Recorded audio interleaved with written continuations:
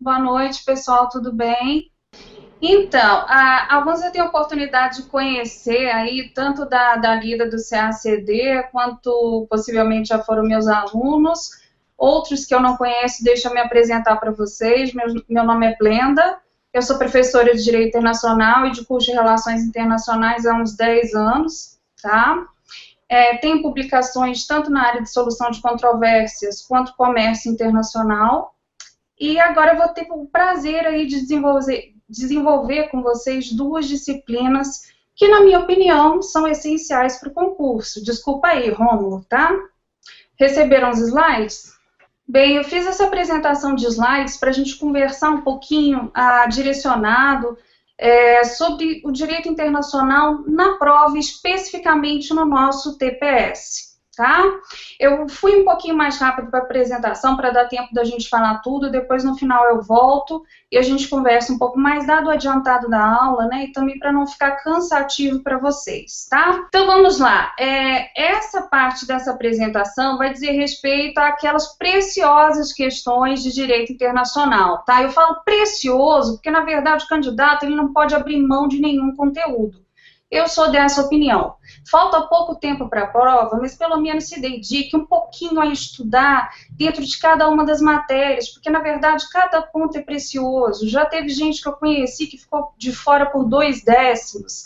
Enfim, cada ponto é ponto e cada matéria é matéria e ela vai ter um grau de importância. Lógico que as matérias que têm mais pontuação, elas vão te dar uma chance potencial de que você tenha maior êxito, mas vai que dentro daquela matéria não cai aquilo que você está mais familiarizado. Então é importante você tentar agora, nesse finalzinho, nessa reta final de preparação, ter um conteúdo abrangente. Lê os seus resumos, lê os resumos de todas as disciplinas até o dia da prova, tá? Todo ponto é ponto. E aqui em Direito Internacional, nesse caso, para essa aula, eu vou tentar ajudar vocês a conseguirem os pontos dessa nossa disciplina, tá? Pois bem, para a prova de noções de direito e direito internacional público, agora direito internacional público, que eu acho que tinha que ser protagonista, está dividindo espaço aí um pouquinho com noções de direito. No TPS está 50%. E na parte de noções de direito, basicamente é cobrado direito constitucional. Tá? O direito internacional fica para os outros 50%. E o que acontece? O professor acaba tendo que pôr uma quantidade muito grande de conteúdos diferentes dentro de uma mesma questão, já que são 4 itens. Por isso que você tem que saber aquilo que é mais importante dentro dos pontos que eu vou elencar aqui para você. Para quê? Não para que acerte tudo e que tudo que eu fale aqui vai necessariamente cair na prova, mas que você tenha um corpo de segurança para chegar na prova mais tranquilo e não ser surpreendido, não se assustar com aquela prova que também é muito rápida, né? Ela pede do candidato também agilidade. Eu falo que são 3 elementos que não são necessários. E eles fazem a prova de propósito. Na terceira fase, teve gente que saiu sangrando. Na terceira fase, você só sentia na sala, era cheiro daquele aerosol, né, que você coloca quando você está com contusão, né? A ideia da prova não é te ajudar, tá? Eles querem te surpreender e eles querem que você saiba trabalhar sob pressão e ter um alto rendimento sob pressão, já que essa é a vida do diplomata. Em muitos dos casos, em muitas das áreas que ele tem que trabalhar. Ele é um cidadão que tem um alto rendimento, é um concurso de alto rendimento, e trabalhando essencialmente sobre grande pressão, tá? Nesse caso da prova de Direito Internacional Público, a gente vai conversar sobre o professor que é responsável por ela, o principal responsável há muito tempo. E vocês vão entender e vão perceber, eu quis agora assustar, mas agora eu vou aliviar. Vocês vão perceber que em Direito Internacional, você fazendo um estudo justo, e nem tanto de tantos livros, você vai conseguir ter um desempenho satisfatório nessa matéria, tá? É o meu compromisso com você. Então, vamos lá. Vocês já viram que vão ter que estudar muito direito constitucional e muito direito internacional aí para você se dar bem nessa área do direito, tá bem? E especialmente para quem não é do direito, eu aconselho, não deixe de ler uma norma introdutória aí do direito. Tá, na verdade, cada uma das questões vão dizer respeito a pontos que estão relacionados à própria essência do direito internacional. Então, o que acontece? O direito internacional ele vai ser um direito especial, ele é aplicado na sociedade internacional, nesse espaço, nesse cenário em que se mesclam questões políticas, nesse cenário em que você tem uma dificuldade para exercer a coerção, então você precisa trabalhar com a chamada solução pacífica de controvérsias, e a prova ela vem cheia de questões sobre solução pacífica de controvérsias. É um tema que você pode estudar com grande tranquilidade, ter certeza que vai ter uma possibilidade alta de encontrar na prova, tá? Aliás, é uma sociedade internacional permeada por sujeitos de direito que são especiais, tá? A gente tem o Estado, que é soberano, nós temos as organizações internacionais que vão ser criadas a partir de um tratado internacional e os indivíduos, tá? E o que mais a banca gosta de fazer? Por vezes, ela vai trabalhar muito as organizações internacionais, o seu fundamento, as suas funções, quais são as suas prerrogativas dentro da sociedade internacional, né? O que ela pode e o que ela não pode comparado com o Estado. O indivíduo também, quais são as suas prerrogativas, quais são os temas que vão estar mais afeitos ao indivíduo, e nesse ponto eu chamo a atenção para a questão dos refugiados, que está em atenção, né, na mídia internacional pelas crises que nós temos passado, então é um tema muito forte. Todo o tema de direitos humanos em geral vai estar relacionado aí na prova de direito internacional com esse sujeito, conforme a gente vai ver numa questão aqui que eu separei para vocês. Então, o direito internacional, além disso, ele é um direito descentralizado. Ele se aplica numa sociedade descentralizada, em que, em teoria, você não vai ter alguém que vai exercer, que vai impor, que vai determinar a ordem para ser seguido pelos outros sujeitos, tá?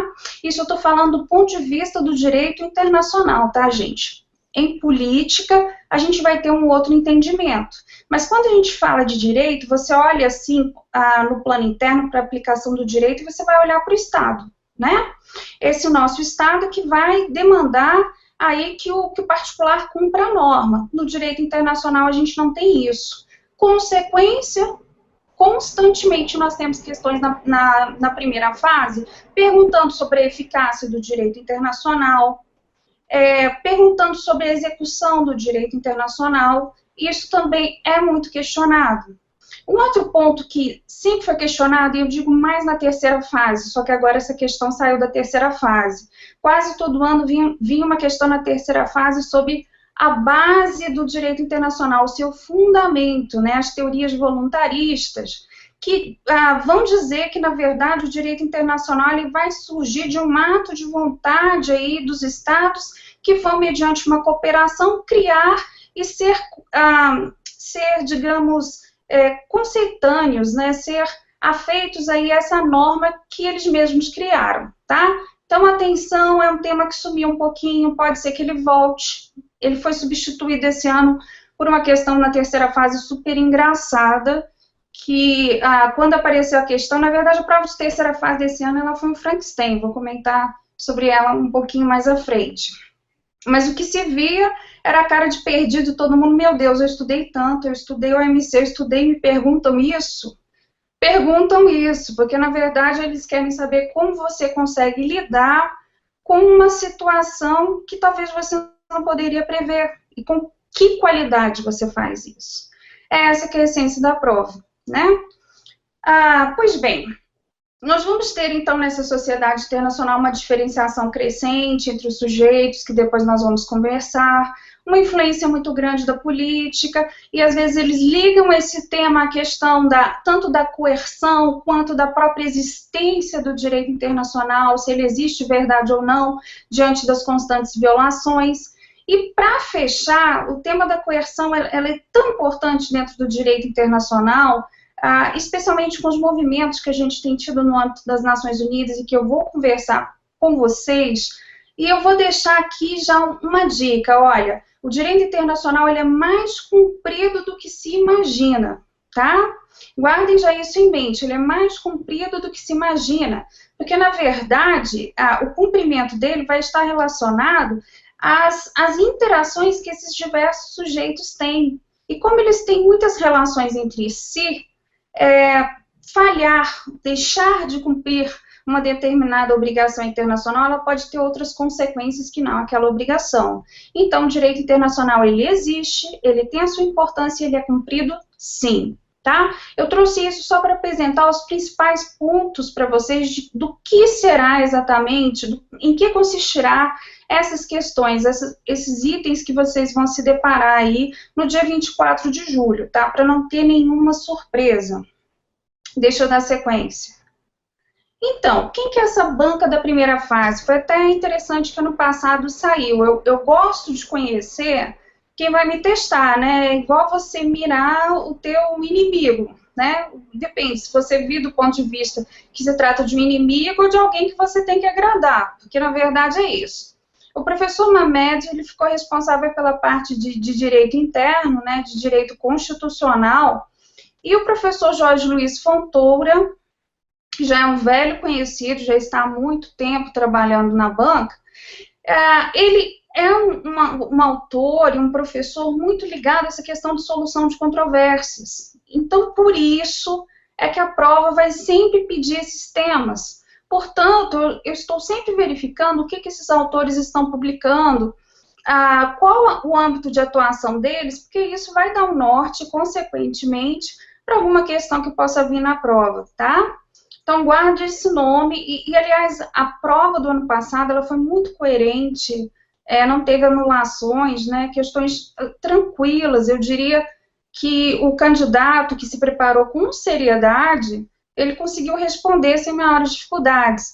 E nesse ponto foi até uma orientação muito interessante da professora Júnia, que ela tem esse talento de tornar a prova de português algo deglutível, né? E a grande ideia que nós queremos passar para você é que é um concurso difícil, sim, é um concurso de alto rendimento, mas ele é possível, né? E é possível, eu acho que a prova de direito internacional estava bastante acessível mesmo, tá? Pois é, candidato no dia da prova, eu acho isso interessante, que muita gente pega, lê doutrina estrangeira, não, eu preciso ler, conhecer mais de 30, 40 autores, e chega lá e se depara com a prova e não consegue fazer. Qual que é a ideia, qual que é a proposta desse nosso curso? Mais do que conhecer o conteúdo, que na verdade, se você não conhecer, não tiver estudado, você não vai conseguir fazer a terceira fase, e nem mesmo a primeira, porque ela é bastante factual também. Tem a questão de toda a inteligência de fazer a prova, porque o CESP ele tem uma prova inteligente, mas também, se você não conhece o conteúdo, você não vai conseguir fazer. Mas por que aquele candidato que é excelente, que estudou muito, ele falha? Porque ele não conhece o caminho da prova, ele não olha para a prova desse jeito que a gente está pretendendo olhar no pulo do gato. A ideia realmente é dizer, nesse momento, não há condições de que você faça muitas leituras. Se quiser fazer alguma leitura, se tiver tempo, até a prova eu aconselho no máximo o RESEC, porque ele é um autor mais sucinto. Mas agora não é esse o momento, né? É momento de revisão. Vamos lá, então. Mas a maioria fica com essa cara, e na verdade, na terceira fase, essa foi a cara de quem se deparou com a prova de direito, e que parecia que a prova de geografia caiu na prova de direito, os professores confundiram os temas, que foi essa brincadeira que a gente fez lá, tá? Vamos seguir aqui. Então, dentro dessa ideia, o que eu propus aqui trabalhar com vocês nesses nossos 5 encontros? O fundamento do direito internacional e seus sujeitos e, consequentemente, possíveis questões dentro disso, né? Vou usar questões tanto do concurso quanto de outros concursos do mesmo nível, AGU. E por que eu vou trabalhar com as questões do próprio CESP? Para conhecer a gramática do CESP, a forma de escrever da própria banca, porque, na verdade, por mais que a gente aproxime, a banca em si, ela se entrega, né? Se você observar, há temas que se repetem 3, 4 vezes, e há temas que às vezes são utilizados numa determinada prova e são também tomados para outra. Mesmo porque o autor dessas questões, ele não quer passar pela sujeição da anulação da questão, né? Isso gera insegurança dentro do próprio concurso. Então, ele vai tentar sempre se inspirar em alguma coisa. Então, naturalmente, como são muitos concursos, né, gente, as questões acabam se repetindo, para nossa sorte, né? O segundo encontro, o Estado e a responsabilidade internacional, acho que é um tema que esse ano pode ser um pouco mais explorado, ele sumiu um pouquinho, eu estou sentindo que pode ser que esse ano apareça. Relações diplomáticas e consulares também. Eu quero muita atenção ao tema do reconhecimento de Estado e reconhecimento de governo, tanto pelas questões que nós estamos passando aqui no Brasil, quanto pela própria situação da Venezuela. Eu acho que é um tema muito quente, tá? Na aula 3, solução de controvérsias e jurisdições internacionais, é certeza que esse tema vai ser explorado, inclusive com casos, né, para quem não tem ainda afeição com os casos da Corte Internacional de Justiça, eu posso posteriormente indicar para vocês que casos vocês podem fazer a leitura até a prova, os resumos são bem sucintos, e como eles são tanto em inglês quanto em francês, dá a oportunidade de você poder treinar, né, aí um pouquinho dessas línguas também que são necessárias para o concurso, né? Sempre que for possível, se você puder fazer uma leitura de algum texto complementar aí na língua estrangeira, vai ajudar sempre essas questões das línguas. Mas eu quero frisar no direito internacional, deixa eu tirar esse mito de que você precisa de uma leitura excessiva para dar conta da prova. Não precisa, aleluia, né? A prova é simples, ela pode ser atingida, né? Ela pode ser alcançada aí a partir de uma leitura de umas 2, 3 obras no máximo essenciais, tá? E a complementação com os tratados, que eu acho que são até mais importantes. Na aula 4, vamos trabalhar direitos humanos, refugiados e humanitário. Perdão aqui com barulho. E na última aula, Direito do Comércio e Integração Regional, eu acho que esse tema vai entrar forte, tanto em política internacional quanto em direito, em função das novas atribuições aí, da troca de atribuições que teve aí do MIDIC, né, do antigo MIDIC, que aliás eu tenho um carinho especial, porque eu trabalhei lá concursada por 5 anos, na Secretaria de Comércio Exterior. E nesse caso, agora, tanto a Apex, né, a Apex Brasil, ela foi para o MRE, eu acho que pelo próprio discurso mesmo do ministro, se entende que ele quer dar uma ênfase em comércio, modificar os entendimentos sobre integração e acordos comerciais, então acho que vai ser um tema muito interessante que a gente vai poder trabalhar bastante também, tá? Ok, então qual que é a nossa ideia aqui, qual que é a nossa proposta no direito internacional? Vou apresentar os principais temas para que vocês cheguem à prova pelo menos com uma camada de conhecimento e depois eu tenho certeza que vocês cheguem para mim e falem, Blenda, obrigada, eu fiz a prova com muita tranquilidade, cheguei lá realmente, consegui resolver as questões, eu vou ficar muito feliz com isso, tá? Analisar os temas, como esses temas foram cobrados ao longo dos últimos anos e tentar ver alguma forma de diferenças que possam vir nessa cobrança desse próximo ano. Dar atenção a palavras, por exemplo, perdão, tá errado aí, palavras, termos e expressões que confundem o candidato. Tem palavras que são muito próprias do direito, prescinde, e às vezes eles utilizam de uma forma que vai deixar complicado e dar um entendimento contrário, você lá na pressa de fazer a prova, porque ainda tem outra coisa, você tem que fazer sob pressão, dar um alto rendimento e correndo. É tudo junto, tá? E se não for desse jeito, você passa pela infelicidade que muitas pessoas tiveram de não conseguir completar a prova, tá? Então, fiquem atentos a isso, fiquem atentos ao tempo, tá? Indicar algum tema, né, que pode ser objeto de cobrança e fazer uma leitura guiada das convenções mais relevantes para a prova. O que eu quero dizer sobre as convenções e os tratados? Quem não tem, depois quando eu voltar aqui para a tela, eu vou mostrar 2 obras que eu acho que a gente vai poder trabalhar muito bem. Quem não tem, compra uma coletânea de direito internacional, tem uma muito boa do professor Valério Mazzuoli, tem uma outra também ótima do professor Aziz Tufi Saliba. esses livrinhos já trazem todas as convenções que vocês precisam organizadas, né? Então, isso facilita muito do que você ter que ficar procurando na internet. Eu acho que é uma compra útil. E como que eles trabalham isso na prova de direito? Eles pegam lá um dispositivo, modificam um pouco e transformam em um item, né? E também para a terceira fase, depois quando a gente for conversar sobre terceira fase, é importante conhecer os dispositivos, citar artigos. Dependendo do jeitinho que você citar, isso vai ficar muito bem para a banca, né? O advogado, ele gosta de ter esse contato com a questão do direito, né? Deixa eu ir passando aqui. Vou só dar um tempinho para ter o feedback aqui, que quando eu estou com a tela aberta, eu não consigo ver o rosto de vocês.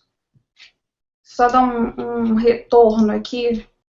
Deixa eu só mostrar aqui para vocês, olha, eu gosto de tudo que facilita a nossa vida nesse período. Por quê? Se tem coisa demais para ler, coisa demais para fazer, estão vendo minha estante aqui, eu não tenho nem coragem de mostrar ela inteira, de tão feia que é. Mas, assim, isso daqui são coisas práticas que ajudam a gente a ganhar tempo, né? Imagina você pegar lá e ficar imprimindo um monte de questão de direito internacional. Aí vem um anjo e faz um livro de 1001 questões comentadas de direito internacional público do CESP. E você vai encontrar por assunto. É lógico que precisa atualizar e trazer algumas outras, mas essas são obras que ajudam muito a gente na prática, né? Especialmente nessa reta final, porque está tudo organizado ali, organizado por tema. E aí você pode comparar uma com o outro. Utilizo muito. As coletâneas estão um pouquinho longe aqui para mostrar para vocês, mas também tem uma da Saraiva que é ótima.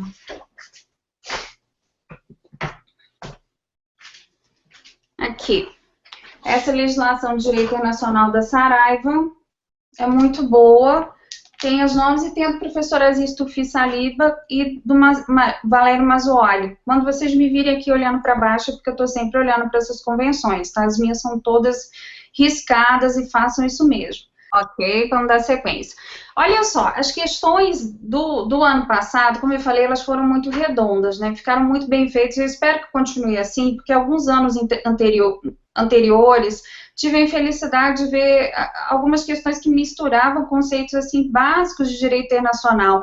E quando se faz isso, o candidato mais preparado, ele é derrubado, porque ele fica assim na dúvida, meu Deus, mas eu estudei, mas esse termo aqui não casa com isso, igual um ano que eles estavam chamando reserva tratado de salvaguarda. Eu falei, não, mas salvaguarda eu conheço do direito comercial. Aí o candidato que é mais preparado, ele vai ficar, ai meu Deus, será que sim, será que não?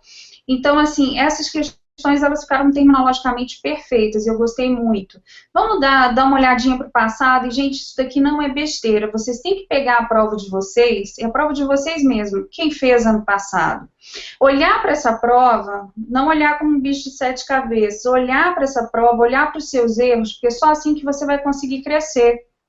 E esse olhar para as provas passadas é que te consegue dar um passo adiante. É claro que não necessariamente vão ser os mesmos quesitos, mas você vai conseguir perceber o que está te fazendo não passar, tá? Em que pontos você está errando. Então, é nesse momento que é importante, agora que a gente está chegando bem próximo, fazer essa olhada de novo para a prova, tá? Vamos lá. A par das constantes mudanças verificadas na sociedade internacional com o surgimento de novos atores e de renovadas demandas, também o direito da gente se atualiza em terminologias e em conceitos, de modo a abranger novas fronteiras, como comércio, meio ambiente e direitos humanos. No que concerne a esse fenômeno, certo ou errado, julgo que os itens a seguir. Gente, muitas das vezes, até que esse professor que escreve essa prova, ele não coloca tanta coisa, né? Antigamente eles tinham o hábito de pôr muitos textos, vai direto para a assertiva, despreza o texto, porque muitas das vezes ele é só para te fazer perder tempo, né? Até que essa conversa toda aqui, ela não serviu praticamente nada para você ver as assertivas. Vai direto para a assertiva, seja um pouco ousado e veja se você consegue resolver e se isso aí já vai, se esse enunciado ele é figurativo, tá? Item 1. O acesso direto de indivíduos a tribunais internacionais é lege lata, podendo ocorrer tanto na Corte Europeia de Direitos Humanos quanto na Corte Interamericana de Direitos Humanos. Gente, isso aqui não caiu, não foi nenhuma, nem duas, nem três, pelo menos umas 4 vezes que eu já vi, tá? Então, muita atenção ao tema. Pode ser que não vá ser cobrada dessa forma. Olha aqui, nós estamos lidando na questão com sujeitos de direito internacional e o acesso deles aos tribunais internacionais. E há uma diferença entre a Corte Europeia de Direitos Humanos e a Corte Interamericana. A Corte Europeia ela é mais antiga, então ela já avançou um pouco mais. E nesse ponto ela já permite o acesso tanto de indivíduos quanto de organizações não governamentais à sua jurisdição. O acesso da nossa Corte Interamericana ele ainda é indireto, tá? Então, nesse caso, legislata, né, ainda que você não soubesse o que se trata, né, que é lei feita, né, lei já existente, ainda que você não soubesse, você poderia perceber a partir do comparativo das duas cortes, tá? Então, o indivíduo ele não tem acesso direto nessa corte. Pode guardar isso, que de algum outro formato vai cair de novo, vai tentar ser explorado, tá? 2. Aqui é um outro tema que eu quero atenção. A denominada soft law, de utilização polêmica pela índole programática que comporta, embora desprovida de conteúdo imperativo, é utilizada de forma flagrante em direito internacional do meio ambiente. Como a gente teve diversas questões envolvendo o meio ambiente aí nos últimos 12 meses, eu acho que é um tema que continua sendo forte. Eu digo para vocês que tem dois termos que vocês não podem ir para essa prova sem saber, o conceito soft law e o conceito jus cogens, que a gente já vai ver explorado daí um pouquinho. Sempre vai estar em alguma das assertivas, né? E o soft law é aquele direito flexível, aquele direito plástico, aquela norma na qual os estados ainda não têm intenção de fazer um compromisso mais forte, então eles fazem um entendimento que é meio que para o futuro. Então essa assertiva está certa, e aí eu vou dar uma segunda dica para vocês, vocês vão começar a fazer o caderninho de questões certas do CESP, tá? É como se fosse uma forma de estudo mesmo, olha aqui, essa é uma assertiva, aquela, o CESP te deu o conceito de soft law, e você já vai guardar, porque se cair alguma coisa similar, na hora que você vai vir na prova, vai lembrar, tá bom? Vamos lá pelo tempo que eu quero ver se eu consigo ainda deixar um tempo para a professora Júnia e meio que falar da prova como um todo hoje, tá? Por terem reconhecido a sua personalidade jurídica e por isso serem consideradas sujeitos de direito internacional, as organizações internacionais podem atuar como autoras ou réis perante a Corte Internacional de Justiça. Segunda dica para aprender a trabalhar com as assertivas do concurso, quebra a assertiva, né? Por terem reconhecido a sua personalidade jurídica, sim, elas têm. Mas as organizações internacionais podem atuar como autoras e réis perante a corte? Não, não podem. Quando a gente fala de autor e ré, nós temos duas partes opostas diante de uma lide, né? Diante de um conflito. E isso daí é próprio de uma jurisdição que é contenciosa. E o contencioso, ele não é pertinente a organizações internacionais, tá? Tá no próprio estatuto, o contencioso, ele é só acessível para os estados, então esse é o probleminha da questão. Alguém que lê muito rápido, de repente, ia passar reto aqui nessa parte final e ia errar, tá? Mas vocês não vão, né? E essa competência aí das organizações internacionais em relação às jurisdições internacionais, ela também é muito explorada. 4. O princípio da não discriminação, agora já vamos falar de comércio, né? Adotado como base do direito do comércio internacional, possui duas vertentes que não comportam exceções. Acho que eu vou repetir de novo. Não comportam exceções. A cláusula da nação mais favorecida é a regra do tratamento nacional. Aqui eu vou dar uma dica que ela é até de sentido, né? Cuidado com esses não taxativos, por exemplo, a própria palavra exceção, não ter exceção, gente, no direito tudo é relativo, né? O direito ele é argumentativo.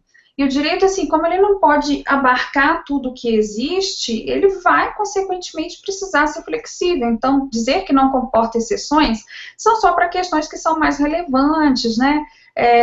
Que dizem respeito à proteção do indivíduo. né? Mas, no geral, cuidado com essa questão de exceção, especialmente em comércio, né?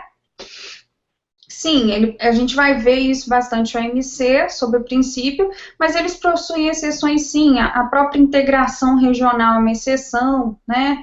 O artigo 24 do GATT, as exceções gerais que tem também a aplicação do regime do comércio, isso tudo entra como possibilidade de flexibilizar esses conceitos, né? A gente vai ter um regramento, por exemplo, no caso da integração regional, que não vai ser extenso aos outros parceiros aí no âmbito da OMC, porque isso é permitido pelo artigo 24 do GATT, tá bom?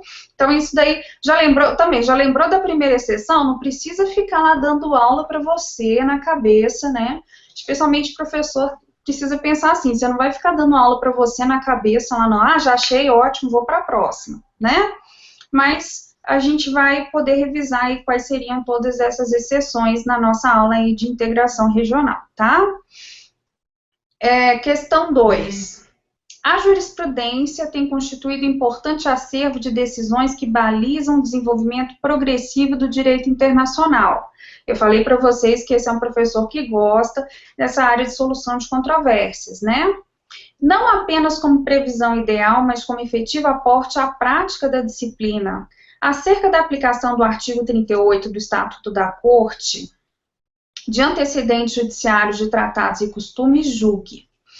Esse artigo 38, se você ainda não tem ele pregado na sua parede, prega, entendeu? Faz lá, imprime, coloca em letras garrafais, coloca no espelho do banheiro, o lugar que você mais olhar, tá? Ele vai cair de algum jeito, de alguma forma ou de outra, e eu vou falar para vocês de que forma. Quando se fala aqui do artigo 38 do Estatuto, quer dizer que a questão vai falar sobre fonte. E aí, fonte vão envolver as 3 principais, as outras que são aí auxiliares, e também a fonte mais, digamos, que tem maior protagonismo agora, né, para a formação do direito internacional, que é o tratado. E foi exatamente o primeiro item, né? Extingue-se um tratado por abrogação, sempre que a vontade de terminá-lo for comum às partes co-obrigadas, né? Então, na verdade, você terminou, as partes, elas quiseram acordar e agora elas não querem mais, né? A abrogação você toma emprestado o termo do próprio direito interno, que é a revogação total. E nesse caso, a questão está certinha, ela está redonda, e essa é uma das formas da extinção do tratado, né? Ou porque as partes não querem mais, é um distrato, ou porque ele alcançou tudo que podia ter alcançado. E aí as partes entendem por bem terminá-lo, tá? Vamos para a segunda. A noção de ius cogens, olha o ius cogens aqui de novo. De novo, não. Eu que estou lembrando dele, né? Eu já falei dele antes. A noção de ius cogens, como a de normas imperativas a priori, embora não unanimemente reconhecido em doutrina, é invocada como referência tanto em jurisprudência quanto em direito internacional positivo. E aí, minha gente? Olha que interessante, o ius cogens, ele é explorado de diversas formas nas provas do CESP, né? É aquele direito cogente, o direito obrigatório independente da vontade. Eu sempre brinco que são as cláusulas pétreas do direito internacional. O problema é que a gente tem uma definição no artigo 53 da Convenção de Viena, mas não tem um rol, né, indicando quais seriam. Foi a jurisprudência, a doutrina que vão apresentar posteriormente, né? Então, há uma referência, sim, você tem a referência na Convenção de Viena, e você vai ter aí o seu reconhecimento na própria jurisprudência, na aplicação do direito. E os cogens, gente, também é essencial, tá? Item 3. Caso do Conde Bernadotte. Esse caso, como ele caiu ano passado, eu acho difícil de ser cobrado de novo. Mas já é a segunda vez que ele aparece abertamente na prova de primeira fase, tá? Então, até mesmo para você trabalhar diversos conceitos que se conhece nele, para a terceira fase, eu aconselho a leitura. Vamos lá para o item. Quando do julgamento do caso Bernadotte, em jurisdição contenciosa da Corte Internacional de Justiça, Prolatou-se sentença pela qual se reconheceu personalidade jurídica às organizações internacionais. Olha, para quem não conhecia o caso, a pessoa não ia saber responder essa, tá? Como ele é um caso, assim, bem citado, ele tem no RESEC, o candidato que fez alguma leitura, ele ia lembrar, né? Mas o candidato que chegou, tentou fazer a prova, ele realmente não ia alcançar. Porque além de ter o caso em si, e realmente ele reconheceu a personalidade jurídica das organizações internacionais, mas ele não foi em âmbito de jurisdição contenciosa, tá? Ele aconteceu em âmbito é o que a gente chama de jurisdição consultiva. Então, não foi uma sentença, tá? Foi um parecer. E a questão estava errada. Então, quem não tinha um estudo aí prévio ia ter alguma dificuldade. Por isso que é importante eu falo, nada substitui as horas de dedicação, né? O professor ele vai ter a função de te guiar, mas nada substitui as horas de dedicação, é aquele gás final que você vai ter que pegar agora para juntar o máximo de informação para chegar bem tranquilo na sua prova, tá? Item 4. Aos juízes de Haia, autorizados pelo Estatuto da Corte Internacional de Justiça, é conferido o poder de aplicar de forma automática tanto normas escritas quanto normas não escritas, além de costume, de equidade e de princípios gerais de direito. Tá. Olha só, eu já vou contar para vocês. A equidade, ela não pode ser aplicada de forma automática. E aí, pega aí, aproveita que eu mandei o slide para vocês, já imprime o slide lá do artigo 38. O artigo 38 do Estatuto, ele vai indicar aí as fontes do direito internacional, não indica todas, tá? Ele não é um rol taxativo. Outra coisa que se pergunta às vezes, ele também não é um rol hierárquico das fontes do direito internacional. E aí perguntou da partezinha final do artigo 38. A presente disposição não prejudicará a faculdade da Corte de decidir uma questão ex aequo et bonum, segundo o que é justo e bom, ou por equidade, tá? Se as partes com isto concordarem. Então, esse dispositivo nos diz que para utilizar a equidade, o juiz ele vai precisar da autorização das partes, da aquiescência das partes, tá bem? Então, artigo 38 já é dever de casa e vocês vão pegar, vão imprimir, vão colocar lá e colar, tá? Questão 3. Em prol da preeminência do direito na ordem internacional e da solução pacífica de conflitos, o moderno fenômeno da multiplicidade de tribunais internacionais abrange as mais diversas e sofisticadas áreas. Ao alastrar a jurisdição internacional, o fenômeno pode, no entanto, resultar em conflitos interjurisdicionais, ou seja, você fica na dúvida de qual seria a jurisdição com competência para um dado conflito, tá? Não desejáveis sob o prisma da segurança jurídica. Considerando a moderna atuação dos tribunais internacionais, julgue certo ou errado os itens que se seguem. O Tribunal de Justiça da União Europeia detém o monopólio da aplicação do direito da União Europeia, com jurisdição de efeito direto e de aplicação imediata em todos os estados comunitários. Gente, pensa, ainda que você não soubesse a matéria, mas pensa um tribunal, ter que responder por todas as ações de todos os cidadãos, de todos os países que compõem a União Europeia, ficar muita demanda, né? Na verdade, é uma cooperação em que há um entendimento, isso aí já até saiu em jurisprudência, que o juiz do plano interno de cada um dos estados é também juiz comunitário, ele também pode aplicar o direito comunitário. E por via de consequência, o tribunal não detém o monopólio, tá? Haverá algumas ações específicas que eu posso até citar e repassar para vocês, que só são no âmbito do tribunal, mas o juiz dos países, mesmo porque tem que dar o efeito direto, tem uma proximidade com o cidadão, isso deve ser alcançado, os juízes vão ter que também dar efeito a isso, tá? Então não temos esse monopólio. Segundo item, a cláusula facultativa de jurisdição obrigatória, aplica-se tão somente em relação à jurisdição da Corte Internacional de Justiça, não tendo aplicação no sistema de solução de controvérsias da OMC. Certinho. tá? Aliás, a solução de controvérsia da OMC, ela é um misto aí de judiciário com arbitragem, então ela não poderia ter tanto esse caráter obrigatório, né? E mesmo porque, até mesmo no âmbito da Corte Internacional de Justiça, essa cláusula tem pouquíssimos estados vinculados, tá? Vamos para 3. Nada obstante os limites da competência consultiva conferida à jurisdição internacional, não destinada a produzir decisões propriamente obrigatórias, pareceres e opiniões consultivas possuem caráter jurídico e não se limitam à Corte Internacional de Justiça. Certinho, linda? Essa daí vai para o caderno de questões aí certas do CESP de vocês, tá? Realmente, a jurisdição consultiva, ela produz um parecer ali, que é uma opinião da corte sobre uma dada questão que foi perguntada, e que ela vai ter, sim, o caráter de respeitabilidade aí por parte dos envolvidos, tá? E, por fim, sobre o Estatuto de Roma. O Estatuto de Roma, ratificado pelo Brasil, obriga a entrega para julgamento de brasileiros acusados de crimes contra a humanidade, bastando para isso solicitação de qualquer dos demais países signatários do tratado. Gente, mesmo que você não soubesse, que você não tivesse certeza, vamos pensar.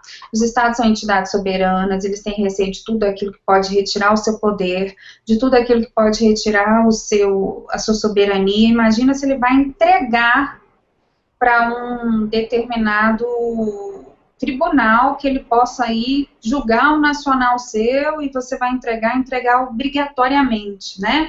Na verdade, a base do funcionamento da jurisdição do tribunal, ela é na cooperação, na complementaridade do judiciário de cada um dos países, então não poderia ter uma entrega de caráter obrigatório. Errado, erradíssimo. E aqui, falei um pouquinho rápido, mas eu acho que foi dentro do tempo planejado. Olha só, a minha intenção aqui com vocês era trabalhar um pouquinho como foi essa prova, o que esperar no dia 24. Vocês viram que tem uma grande irregularidade do trabalho desse professor, as questões, espero que se mantenha com ele, as questões foram bem redondas, bem justas, né? E que cada um dos temas, em função de ter reduzido para 50% de direito constitucional e 50% de direito internacional, muitos dos temas estão misturados ali no mesmo item, numa mesma questão, por isso que não dá para desprezar um dado assunto, um dado tema do nosso edital, tá? Eu espero que vocês tenham gostado. Tem alguma dúvida? Entendi. Pois bem, então, a esse respeito eu vou trabalhar muito com questões, vai ser a base que a gente vai fazer, tá? Para andar um pouco mais rápido. Vai ser uma dinâmica um pouco diferente da política internacional, porque política internacional é a atualidade, gente. É a atualidade. Então, você vai utilizar as questões passadas como modelo. Obrigada, Gislane. Você vai utilizar as questões passadas como modelo, sim, tá? Mas é necessário ir um pouco além.